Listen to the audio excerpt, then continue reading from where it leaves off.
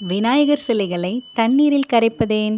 விநாயகர் சதுர்த்தி தினத்தில் விரதமிருந்து மிருத்திகை, அதாவது மண் கொண்டு செய்யப்பட்ட விநாயகருக்கு பூஜை செய்ய வேண்டும் என்று யஜுர்வேதத்தில் கூறப்பட்டுள்ளது.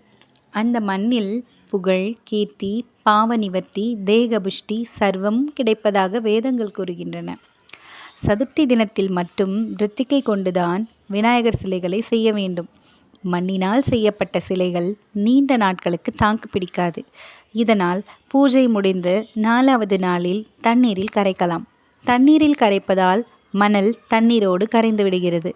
விநாயகர் சிலைகள் இருந்த மணல் மற்றவர்கள் காலில் படாது.